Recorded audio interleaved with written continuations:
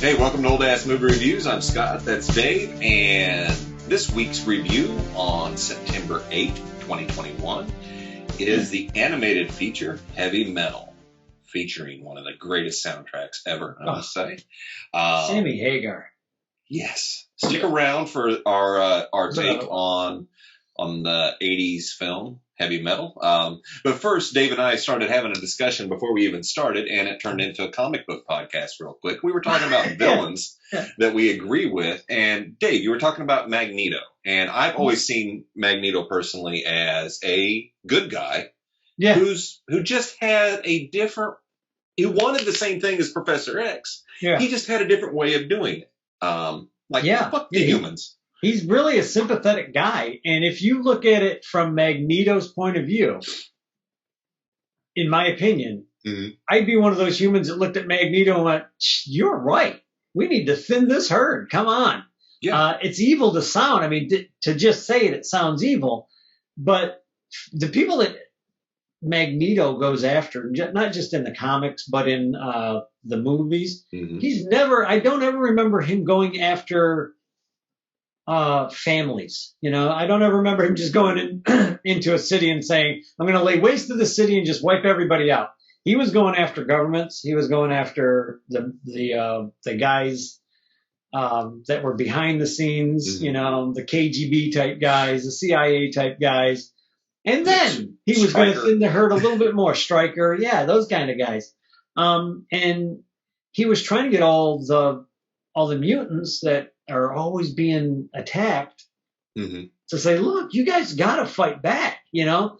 Because he's old enough to have gone through, even in the comic books, World War II. He went to concentration camps. He knows what evil is. Yes, he does. And that, you know, let's stop at that just a second. I'll let you continue. But I just wanted to say, you know, because I saw that in the comics. The movies have touched on his time as a child in the concentration camps. And that obviously shaped who Magneto became. I mean, to see his parents killed, his family killed, for something so fucking stupid as somebody was Jewish, something they can't help. They're born that way. And he saw pure evil at an early age, and he vowed to never let that happen again. I get it. Yeah. I'll let you continue. No, I can't understand how in real life some of those people that came out didn't just, and I'm sure some of them did. I'm sure some of them went out hunting some Nazis. You know, I'm sure some of them literally went out to go get some of those guys. There is a show on Amazon. I think it's called Hunters. And it's about that. It's is that the one with Pacino? Oh, yeah, okay. You know, I could not get into it. No? I watched, I think, 2 episodes, and I left it. Really? Maybe it got better. Maybe I was missing something. I just wasn't feeling it. Check it out. But it was that was the premise. Okay. I think check that out. I like Pacino. Give me a shot. I always like Pacino. That man can do no wrong. He can do a commercial, and I'll watch it. But as far as villains that I would agree with and go, yeah, I see their point of view. I may not, you know, go out and hold somebody while, you know, they get hurt.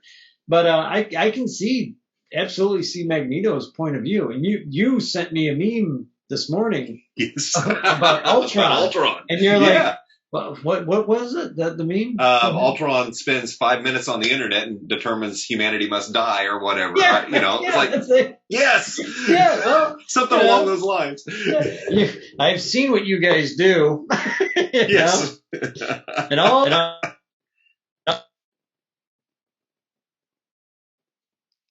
Oh, shit. I lost some audio here.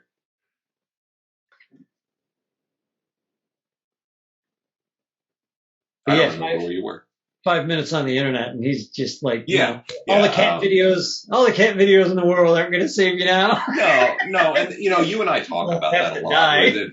If the Cylons were to come about, we would be there with them, and the T-6000s or whatever. Yeah, it's like, I get it. I get you guys. I get it, because when every show about AI, Ultron included, somebody developed something smart and to help humanity and to save the planet and stuff like that.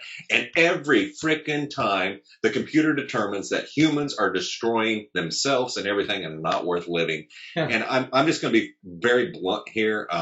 When when the COVID-19 pandemic started a year and a half ago or so, and people were asked the bare minimum to put on a fucking mask or stay at home, and they rushed to buy mulch, Freedom mulch, and their Freedom paint because fuck you, it's America. I'm with Ultron. Fuck you all. Go die. So there it is. A little dark here on the podcast today, but I've had enough. I'm with Ultron. Mulch. You didn't have a run on Freedom mulch at your store? Yeah, I forgot that's what you called it, Freedom mulch. Yeah, Freedom mulch. Okay, I'm done with that. Anyway. I've always said that if I'm ever like picked up by aliens and they're like, you must fight and battle to the savior of your planet, and only you will fight, I'd be like, nah, I'm good. What button do I push? which one's gonna? Just humanity, right? You're not killing the cats and dogs and sheep and stuff out in the fields. You just humanity, right? You know, like, they'd all be standing there looking at me like, well, we've never had anybody not. Sorry. I mean, you got to make this a little bit more personal for me. That is not going to work. That's too big of a thing for me to look at. It's like Thanos. Yeah. And what's really cool when we talk about Thanos and the whole Marvel universe, after the snap, when all of a sudden everybody started coming back, and it's really cool that on the shows they're touching with the problems that has caused for people all of a sudden 5 years later, or how was it, like 5 years or something like that? Five all years. Of a sudden, flood. What are you going to do when 50% of your population returns? Not just that, but that was an evil move on the Avengers part. Yeah, that was uncharacteristic, and I know a lot of people are going to go, well, why? These people had been dead or gone or whatever Thanos zapped them to for 5 years. Everybody in that universe was getting on with their life. They learned to accept it. And now they had to start again. Some didn't accept it. Some people went out and had to go get remarried, maybe had kids. And suddenly you have a wife or a husband back. It's very cruel. It was very cruel. That was as cruel, and I would actually dare say even more so cruel than what Thanos did. I would agree. Now, we can argue the benefits of Thanos wiping out 50% of the population, which is probably what this planet needs. I mean, well, it wasn't just humans. It wasn't just sentient life forms. It was everything. Like, wait, you took half the trees too, asshole? You didn't fix anything, jackass, at that point. No, at that point, we're fine. Beings, you're fine. I can wrap my head around that insane logic. I can't wrap my head around everything. Like half of everything. Well, you didn't fix anything then. You still have the same problem. You would absolutely have the same problem. But I get where he was coming from. And I think, at least in the movies, they tried really hard to make him sympathetic. And he wasn't sympathetic. No. Is it James Brolin? Yeah, James Brolin. I think he did an excellent job. Good. Yeah. Oh, he gave so much humanity to Thanos. And he's as tall as me. I know. He didn't look at all. The movie man. The guy looks like a giant. He's as tall as I am. It's like, seriously, James? Come on, my arms are as big as yours. Where'd you get all that muscle from? Don't you love it? But so we have Magneto, and Thanos and Ultron, of villains that we agree with, because they're not. I'm sorry, go ahead. No. I don't know where I was going with it, but I find it interesting because I read a lot of X-Men in the 90s, and I really love the X-Men storylines and Magneto, and it's such a good character. Yeah, and he's an awesome character, especially when they got into him. Yes, when you really get in and know him, you start to understand where he comes from. Mm-hmm. And I think one of the things that was cool, and while it wasn't a great movie, X-Men Apocalypse had some decent scenes, at least with Magneto, on how he had started. He had got away from humanity, wanted to just be left the fuck alone, and then got pulled into that shit. It was bad writing to get how they pulled him back into it, though. It was like, really, like, come on. You saw everything coming for him like a mile away. Like, I agree. Nobody would mess with this guy. I'm sorry. Everybody in that little whatever foreign land that he was in, would have left him alone. Nobody would have messed with that guy. Would you? Nobody would have. No, that's I what I'm would saying. have never tried. Exactly. No, let's fly a helicopter in there. Yeah. Are you crazy? Yeah, nobody would have played with that guy's nothing. But beside that, there is one guy that I would not agree with, that I would not try and help at all. One villain. Who's that? Darkseid. Darkseid is just totally freaking insane. I mean, Thanos, you can kind of reason with Thanos. You can work out a deal with Thanos. You can work out a deal with Magneto. You could probably, I would even venture to say, work out a deal with Ultron. Mm-hmm.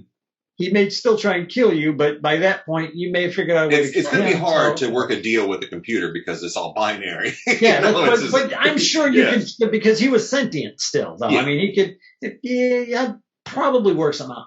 But with Darkseid, he's always right. I mean, he's always right. He hates the new gods. He hates everything that has anything to do with them, and he's going after the life equation or the anti-life equation, and that's it. You get in his way, you might as well just be dirt. And that's one guy that, you're not making a deal with him. Right.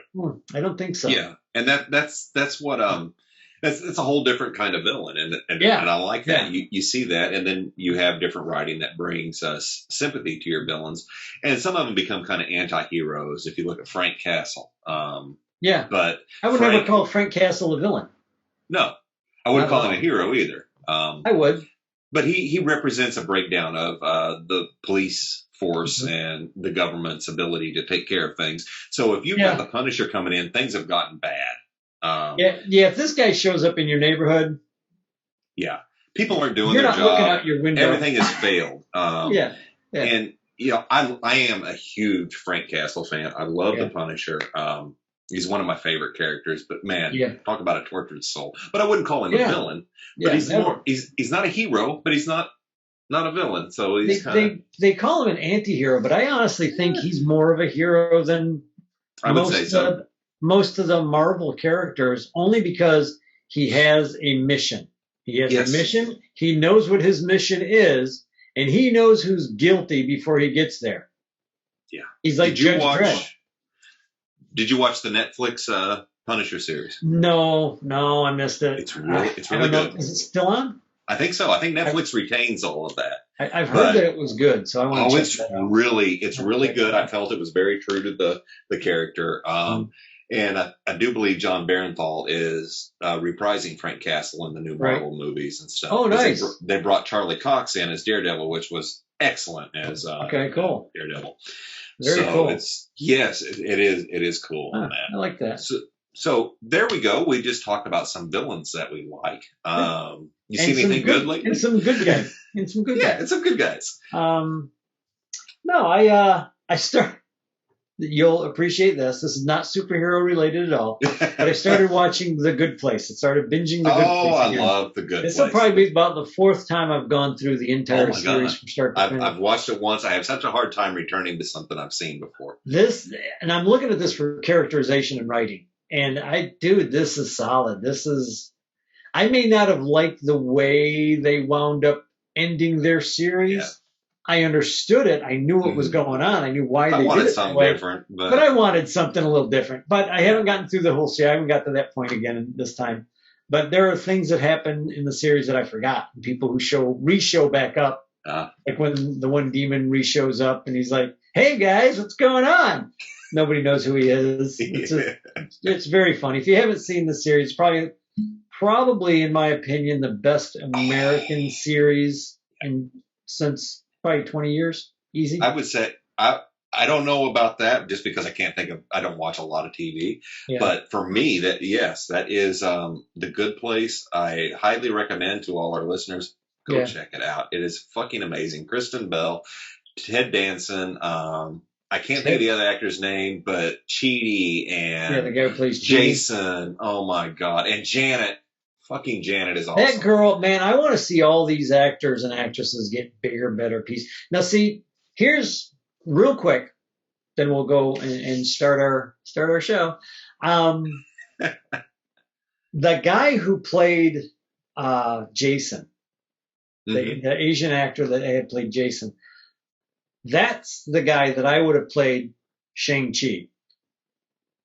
Because he's very muscular, but he's thinner, and he looks more the part, in my opinion. Now, I've heard that this movie's actually turned out to be pretty good. Everybody's telling me it is fucking amazing. Supposedly, it made like 80 million or 90 million at the box office. I'm hearing it's good. I'll watch it when it comes out. Yeah, that's kind of where I'm at. I'm like, I'm not going to spend money to go see this movie because the guy, to me, doesn't resemble the character. Okay, that's fair enough. Now, that's I know it's really kind of crappy sometimes, but that's how I am. You know, we see things and we have it in our head of how it's supposed to be, and when it's not that way, it's just kind of like, I completely get it. Right. So, but I have heard that they follow the basic story to the T. Remember I was telling you, and that's his dad, and they have their blah, blah, blah. Yeah. Well, that's, I guess they kind of follow it pretty much to the letter. That's what I've heard. Now, I've been told. Yeah, I've been told by several people that it was just absolutely amazing. I'm also hearing incredible things about Candyman. So the initial reviews that I had seen on Candyman was just somebody possibly, because I'm getting reviews from people I trust. As far as friends who have seen it, they've seen Shang-Chi, they've seen Candyman. They are praising both of these movies as really good. And I hope that's true because I love Candyman and I do want to see Shang-Chi. I know nothing about the character, but the trailer, it looks pretty good. You're going to love it. Because I don't think you knew anything about Ant-Man, right? I knew nothing about Ant-Man. And I loved Ant-Man. And I did know a lot about Ant-Man, and I still loved Ant-Man. Okay. So Ant-Man worked out really well. The humor is what makes Ant-Man work, I think. Yeah, and the comic's not that funny. I mean, I don't know how it is now, but back in the day, it was okay. I mean, well, you got Paul Rudd who just nails that character. He's a good actor. I like him. Yeah. But that's really all I got. We wanted to talk a little bit about supervillains that we agree with, anti-heroes that we like. And I just threw in the Good Place because it's such a good series. It really is a good series. I would put that up there in my top 5 American television series. Absolutely. Most definitely. That is such a great show. There's not many shows that I've watched from beginning to end. Right. And can praise them. The Good Place is definitely one of them. Yeah, they held it. They held that line. What We Do in the Shadows is back on for those fans of the series. Is back on Hulu. They released 2 episodes last week. I think we're on the 3rd season now. To me, it started off a little weak, had some pretty funny moments, but if you like it, definitely check it out. It's on. And I've been watching another Taika Waititi show called Reservation Dogs. And I saw the preview to that and I was just like, here's the thing. I went into it thinking, I was thinking, hey, Taika Waititi, crazy humor, funny. Right. No, it's a drama. It's a drama. Oh, they made it look like a damn comedy. It's not. And that's just it. I hate when shows misrepresent themselves and like, oh, what? I'm getting a comedy? Because instantly, if you tell me Taika's involved, I'm thinking comedy because the man's funny. Yeah. So this is, it's humorous and has his style of humor, but it's pulled back and it's more drama. And if you've seen Jojo Rabbit, for those of you that have, he really touches on the drama, and the man can write good drama. So the show is good, but it's not what I was expecting. So I'm like, I'm 6 episodes in. I'll write it out and see where it goes. It's not bad. It's not great, but it's neat, and it brings up something that we'll definitely cover in another podcast is representation, since it is all indigenous cast for the most part. Yeah, it takes place on a reservation. Yeah, which is perfect. So, and Taika himself in New Zealand is native. Right. So, that's something, a further discussion, one that we could talk forever. No, it's pretty cool. I like the thought of picking up on stuff like that, threads. Yeah. Yeah. Cool. So it's, I think that will be cool. So anything else before we get to our review? No, I like our little conversation this time. I think it's going to fit, well, maybe not perfectly, but it's going to fit well because there is a villain in this movie. Yes, there is. He's a little ball. What are you going to do? Can't have the greatest villains. I know. and I didn't even hear a thing you said because Siri decided to talk to me. But now when I say the name, it doesn't come up. But, oh, you say something and she responds. It's some male British voice. I never changed it. It's alive. Ultron, Hello. is that you?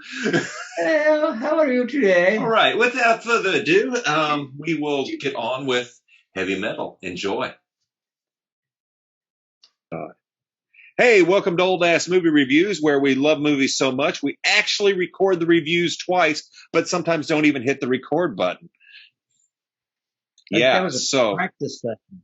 That was a practice run of this week's movie, Heavy Metal, 1981, animated flick, very bizarre, lots of breast, and great rock and roll music. Dave, what's your thoughts? Well, I was actually shocked that Ivan Reitman had anything to do with this movie. Like I said earlier, I thought that it was all Ralph Bakshi doing this. Right. I had no idea for years. Last night watching it was the first time that I realized Reitman had anything to do with it. All the Second City players that came in and did voiceovers, John Candy, Eugene Levy, Harold Ramis. These guys were just, they're legends now, but at the time they were just starting. They were just beginning. And Reitman went out and got all these guys to come in because he knew some of them. And the ones he didn't know, he knew friends of friends of friend, kind of thing that they did. One thing I didn't know was I thought this was all in-house. I thought this was one company doing one thing, all in-house for the studio. When Reitman had to go out to different studios all around basically the world, because nobody was doing animation except for Disney really at the time. I think Warner Brothers had cut it all off. Nobody was doing it. He went out to all these little boutique animation studios and started hiring people to do like the snippets of the movies. And they were all over the world. So these guys didn't know, like the B-17 guys didn't know what the Zaran guys were doing or who the very opening credit scene guy was doing. Nobody knew what they were doing. They didn't know how it was all going to fit together. So that's when they all got together. Like the writers were like, okay, how are we going to fit all this together? And they came up with the little green ball, the Lardak. And here's what I'm going to say about that. When I watched this, is like, this does not make sense to me. It's almost like an afterthought. How do we make all this tie together? And you were saying that's pretty much what it was.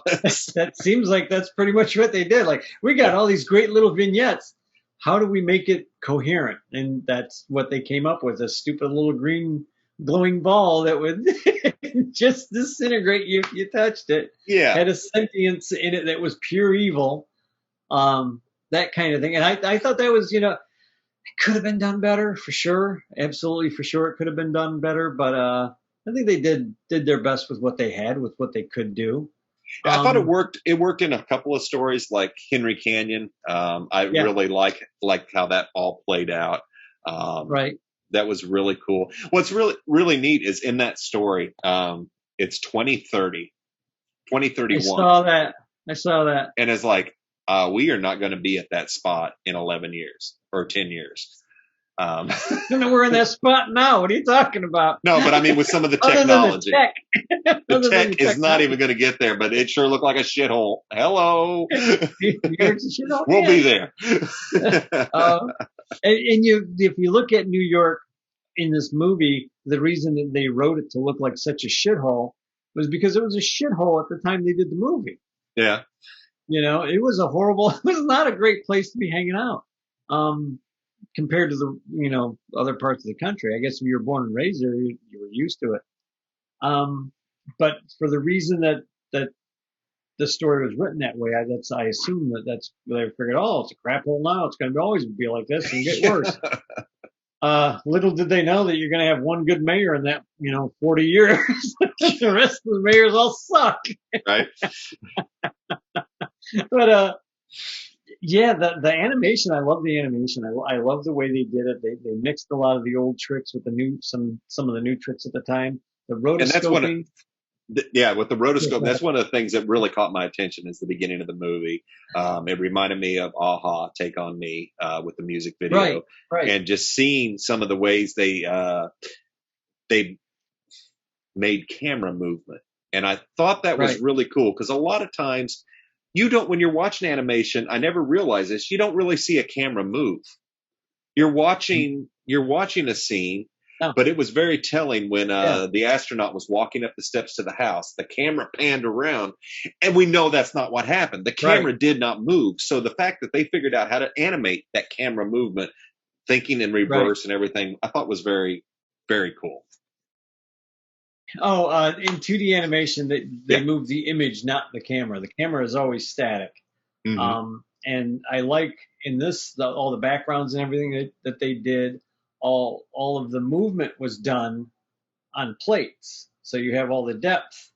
You have the foreground, the midground, the background, and all the little grounds in between. And those are all being moved individually between camera shots. It's not that funny. It is when you said the foreground, the background, all the little backgrounds. All I could think of is Johnny Dangerously with the priest on death row, Auntie Meridian, Uncle Meridian, all the little meridians. Oh my God. Anyway, another one for our queue is Johnny Dangerously. Your testicles and you. God, that's a funny movie. I'm going back to school, Johnny. Oh shit. Yeah. But the way they do animation, because when I was in school, I learned a little bit about that, how the camera gets moved and mm-hmm. how the foregrounds and backgrounds or the plates are being moved. The camera's just taking the photograph. That's why I love that last scene with, or one of the last scenes with the girl on the hawk or on the bird. Right. She's flying down the big canyon. It just looks like that thing's going for miles and miles. And it's because they have all the plates. And you got about 8 or 10 feet, or, where the camera's at, shooting down through all these plates. I'm guessing they probably had at least 6 plates that were all moving. Right. So it was pretty cool.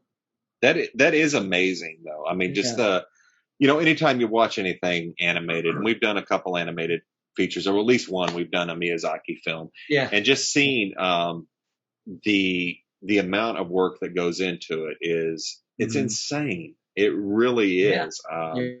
And this is cool for anybody who's interested in movie animation, any type of animation. I highly recommend mm-hmm. you watch this. This should be a must watch just to see. There's a lot of gratuitous animated boobs and sex in it, which is what we were talking about earlier when we weren't recording. Right. Right. So it's funny. Just be aware of it. Yeah, and it's like I said earlier, 11-year-old Scott loved this movie. Loved it. Right. I was like, love those 2 big movie moments. Movie moments.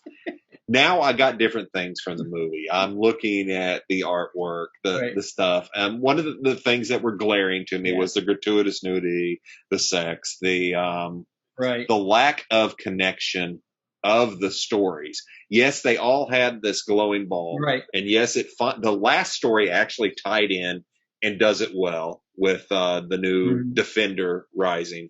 Right. Very cool. Right. Very cool how that one did. But the others were just little vignettes of this is where the ball of evil went through history. And it's like, okay, it would have been neat to see it travel through and have a connection all the way from beginning to end. And since you said they did farm everything out, and they weren't exactly sure how it was going to do, and people weren't involved with each other's stories, there was no way they were going to tie this shit together. Especially back then. You may have an easier time of it now, but even now you could. With today's technology, I still think you'd have a hard time doing it. Yeah. Well, then somebody would have had to write the entire story. Right. And said, here, you're doing this chapter, you're doing this chapter, you're doing this chapter.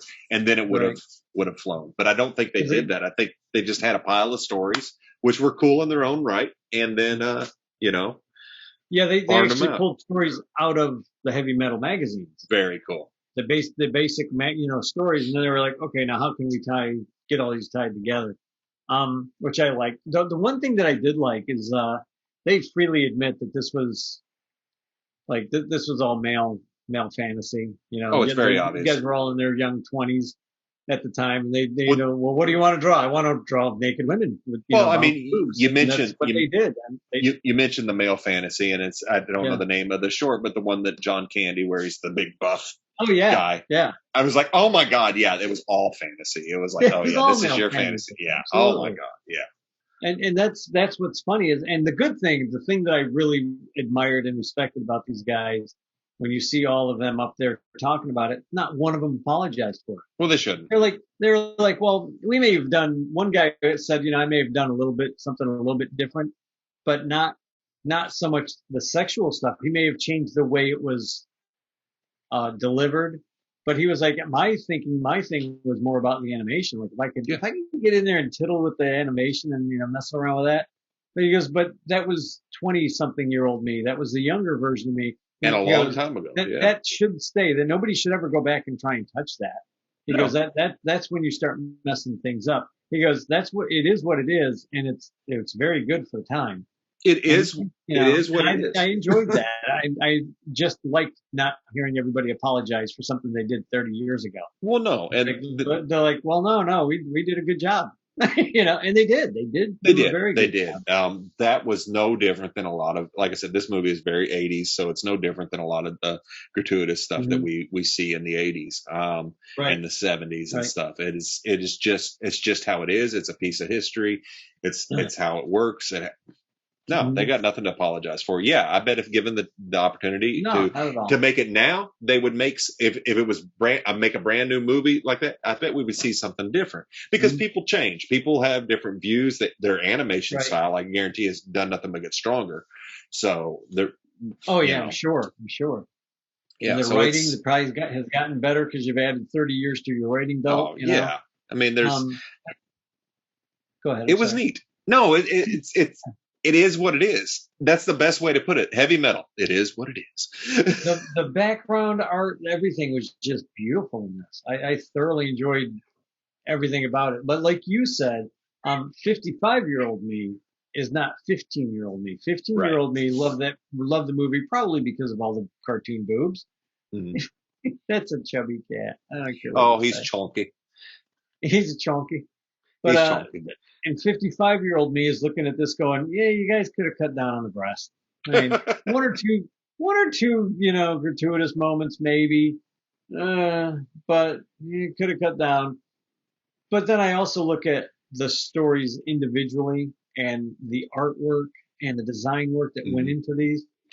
It's phenomenal. It's absolutely mind-bending and breathtaking, some of it. And some of the things you think looked better as a kid that now I look at it as an adult and go, oh, that's not as good as I remember it. But then I look at the technology of the day and what they were doing with the background paintings, because and some of them I looked at backgrounds and I was like, oh, that background's not that great. And then I'd see how they were moving the background with the camera and with the plates. And I was like, holy crap, that's the art. The actual physical piece of art isn't the art. It's what they were doing with the backgrounds, with the plates and moving and making it look like you're flying over something. And that was really neat. That's what I enjoy. Well, and that's what's really cool. And and you're right. For the time, this was cutting edge stuff. We were seeing some really cool effects, a lot of cool techniques, and a lot of just. It's neat how they figured out how to make these things work. And it's really cool. And you look at today's animation versus this, it's like, oh man, but that's no different than watching anything as technology steps in. I will say this, I still love a good hand drawn animation because you know how much work goes into that shit. 2D animation. And then they put rotoscoping in this animation, which is just like mocap of the day of its time. Mocap, you have the little sensors, and the computer tells you where your bone structure is, and you build your character on top of that. Or you already have a character built, and you attach it to that skeletal structure. This, you have to actually take the character and draw on it and decide how big those breasts are going to be, or how big that booty's going to be, or how big those muscles are going to be, or the guy's Johnson going to be hanging down. That's all up to the artist at that point. Yeah. Which is, here's something, and I think I had said this earlier when we weren't recording, is all the artists for the final scene, the girl with the silver hair and the defender, they were all drawing character sheets and character and coming up with, what she's going to look like and how she's going to look and what they were looking for physically. And they finally came up with a couple of pictures, and Reitman went to a modeling agency and said, do you have this girl? Here's the girl. Did you have her? And the one guy, whoever it was like, yeah, that's so. Nobody had ever seen the woman that they were drawing. They never saw a picture of her. They didn't know what she looked like. They were just coming up with character ideas. Like, this is what we want. This is the character. This is who we want to see. And there was a person that existed that basically looked enough like this girl. And when you see the animation being put over her actual filming, because they filmed her and then they rotoscoped over top of her. So she was in a full bodysuit, which I thought was great. I was like, oh my God, this poor girl probably had to walk around naked half the day. And then when you see the film footage of her, you're like, oh no, she wasn't naked. That's great. They let her, stay warm with hot lights on her. That's great. Good for them. Good going, Ivan. But then you see the animation, the finished animation or the pencil tests, and her moving around, and then they put them together, and it just fits so nicely. That's really They cool. made her a little bit more athletic. I think she was the most real-looking character. Mm-hmm. I would agree. And I do know you've seen women with large breasts and booties and the whole 9 yards, but this was the most physically true to if she walked out on stage, she would just look the same, She's very athletic. The big bird was kind of cool. I thought that was neat. The eagle bird lizard thing that she's flying around on. But they show her putting on the leather gloves, and they show her putting on the bustier, leather bra thing. And it was funny because Reitman was just like, nobody's ever had a woman get dressed sexy. Undressed maybe, but not dressed. So try and do what you can do, try and make it look that's interesting. Cool. And that's what that was all, I guess, her just doing the stuff and, putting on the gloves, and, they just filmed it and were like, okay, we'll go this angle. We'll go this angle. We'll, do an up shot, down shot. And they were animating that and letting her just do whatever she was doing. And okay, here's the sword. Now do something with the sword, So all the movements are her, like, with the sword and chopping people's heads off and stuff. And I just think it turned out really, really well. I think they did a good job on her character. Mm-hmm. Absolutely. But I like to watch background stories. I like that they didn't apologize anything. And as I said earlier, if you're somebody who gets really butthurt over a 40-year-old movie that has cartoon boobs in it, don't see this movie. If you are an animation fan, it's worth seeing. Yeah, I think. absolutely. I definitely think, and especially if you're a historical animation fan, I think you'd really enjoy the movie. Just be prepared for a lot of cartoon boobs, especially in the very beginning. It's very top heavy. Yeah. With cartoon boobs. It is. See what I did there, Scott? Yeah, I caught it. Yeah.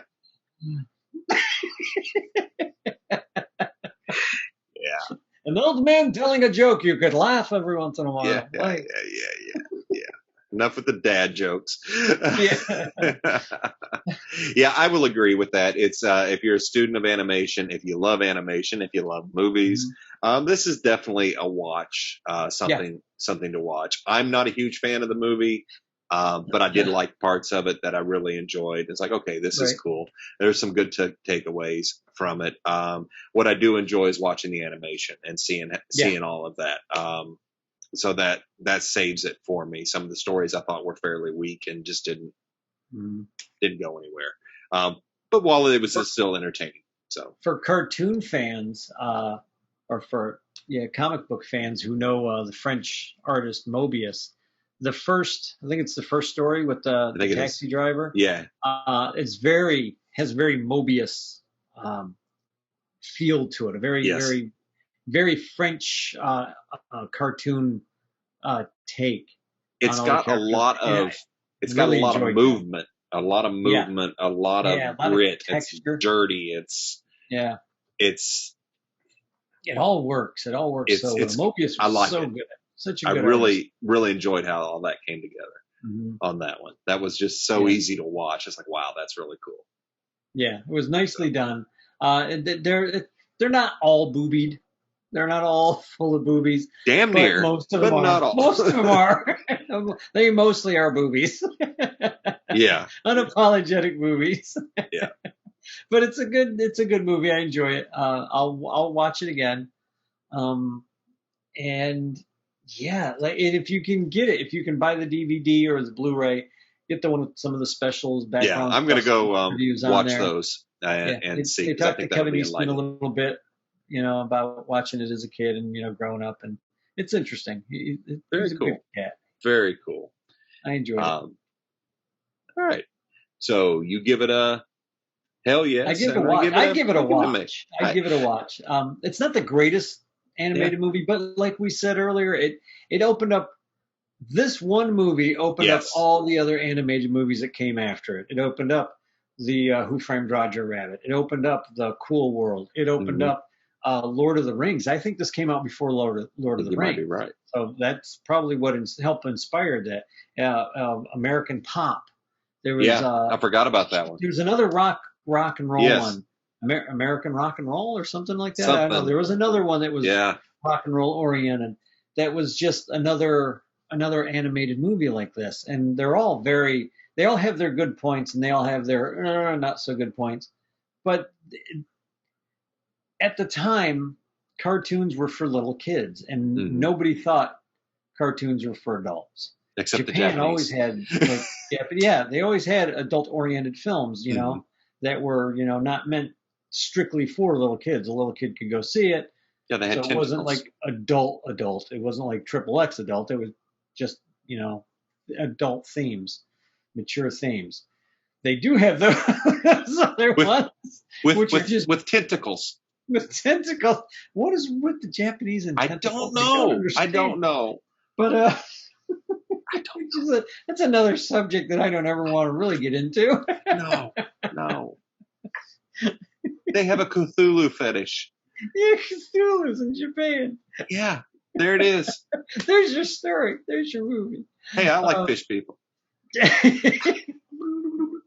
But all in all, I like the movie. I like the story. I like it even more after watching the special stuff, the behind the scenes stuff. And the fact that these men now that are probably older than me by 10 years. DVD that I got was probably, the interviews were recorded probably 15, 20 years ago. They weren't apologetic then. I've never heard any of these guys ever come out and apologize for doing the movie, and they shouldn't. It was a movie of its day. It's well done, and it's good. Yeah. That's me. There you go. That's what I think. There you go. And my take is, take it or leave it. If you're if you want to see history of animation, or you want to see some good animation, killer fucking soundtrack. I cannot say enough good things about this soundtrack. Soundtrack. Sammy Hagar, Devo. Oh my God, so many bands. Bonnie James Dio singing for Black Sabbath. Yeah. That's perfect to throw the Mob Rules in at that point that they did. So everything just works. Everything just works. I mean, Journey. It's really cool. It is a neat piece of cinema history, whether you like it or not. I can accept this movie for what it is and what it did. And I appreciate that. So next week we are going to roll into The Hobbit. And I hope I'm still recording. Can I hardly wait. Okay, so you can hear me. Cool. You're still recording. I see the little red dot. You're just froze. Oh, my internet is shit. Did I? I am so sorry. Because I'm moving on my screen. Yeah, you're not moving on mine, but now you are. Okay, but yeah, we're going to be rolling into The Hobbit, so a classic. A classic. On this one, do you want to put a little spoiler up saying, hey, internet problems, it may freeze, but stick with it? Yeah, it's probably not a bad idea.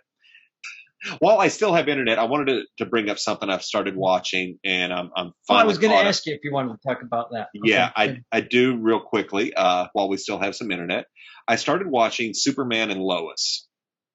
Okay, the new one.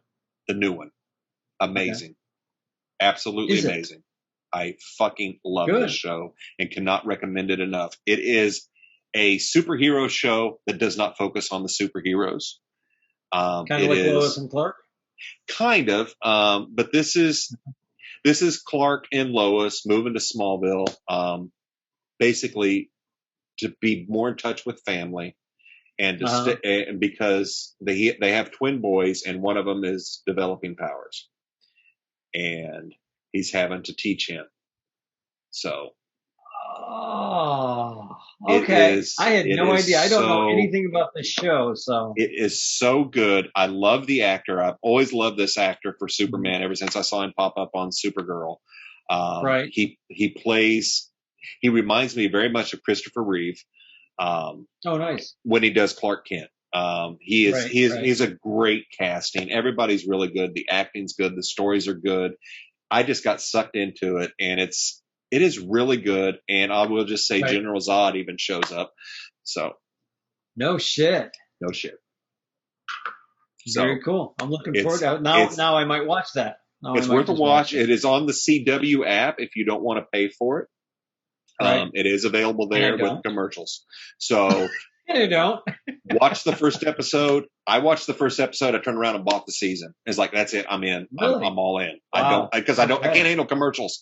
So I bought the season. It's 15 episodes, and they just showed episode 13, I think, last night. So it's definitely worth a watch. Definitely worth a watch. Cool. One of the best superhero shows I've seen in a long time. I will try to get my hands onto that one because that sounds good. I think you will like it. Anything when they do Superman well, I will watch it. Like the animated series, I used to love watching the animated series because they nailed it. Those guys nailed it. The Batman series, they nailed that character. Yes. That's what I want to see when I go see a Batman movie. I don't want to see sparkly Batman. I don't want to see, murderous Superman. I want to see what these guys did. They did a good job. And this sounds like they did a good job for him too. So that's cool. It's amazing. Hopefully they won't step in and ruin it like they did Supergirl. I don't think so. It doesn't have it doesn't have that's a valid point. That was one of my concerns because I will say this: I loved Supergirl at first, and then they became very heavy-handed with their message and did not depart from what was going on in the world today. And I understand pulling from the things to get your story, but they could have been much more creative in getting it out. Instead, they weren't even trying. No, they weren't. They just wanted to blast a message, and I don't like being preached to, and I like to make my own decisions, and that's what my problem with Supergirl. Right. I stopped watching. I loved the character. I loved what they started doing with it, and it just went to hell. This has not shown any signs of that. So initially I loved Supergirl. I was watching. I was like, wow, they got this girl who looks like Supergirl. Oh, cool. She's in a little skirt. Oh, cool. She's Supergirl. She's like Little Miss Goody Two Shoes Supergirl trying to be. And I was enjoying it. And then, like you said, they just started getting preachy. And it's like, no, I still like her as an actor. She plays that role really well. But just the writing of it became obvious that there was an agenda. Yeah, and you know what? You don't need to do that to your actors either. No, I don't know what that girl's politics were. It doesn't matter. I personally refuse to read anything if they were trying to bring into it. But my side point would be, don't do that to your actors. If you're a writer or a producer, don't fucking do that to your actors. Even if they agree with you 100%, there's going to be 50% of the country that doesn't. Yeah. Don't do that to them. Let them have their career. Let them go out there and just do a good movie, do a good television show. And then you're going to have watchers like me who may actually agree with your message, absolutely be on the same side as you, but don't want to be fucking preached to. Mm-hmm. I want to watch TV to unplug and to enjoy a show and not see so blatant current messages. And it's like, come on. Yeah. Superman and Lois. No, I get it. Does not feel like Supergirl. So. Right. Worth a watch. So far, that's good. And I'm looking forward to it because I want to see it. Yeah. I had a bunch of people telling me, you got to watch it. You got to watch it. It's great. And it's like, yeah, but I worry about the DC shows after Supergirl. So. Mm-hmm. Oh, I think everybody does. Yeah. I think everybody. Well, look what they did to Sparkly Batman. Did you lose me? No, we're here. We're here. This is like the most fucked up episode ever. So. Yeah, we are breaking up a lot. We're breaking up. So we will wrap this up. Captain. She gonna take it. I'm giving her all she's got. Next week, Hobbit. Join us. Hopefully, we have a better internet connection. Mediacom, get on it. The Hobbit. Not that they listen. The Hobbit. Yeah. The Hobbit. We'll be there. Be there. Yes. Hold on. Hold on. Look at that. Very nice. It's a very good book. The cartoon, I haven't seen the cartoon in years. I've never read the book. I'll catch some more hate. I am not a fan of Tolkien. Yeah. You're disconnecting. Here's the deal, and I'll talk more about it. I have not read The Hobbit, but I did read the whole Lord of the Rings thing.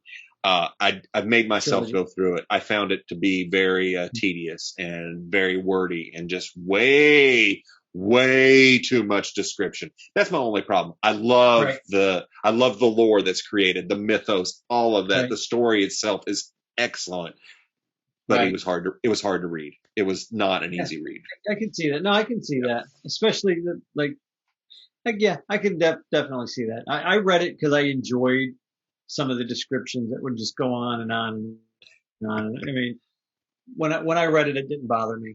Oddly enough, because usually I put a book down and go, "This sucks. This guy's got no talent."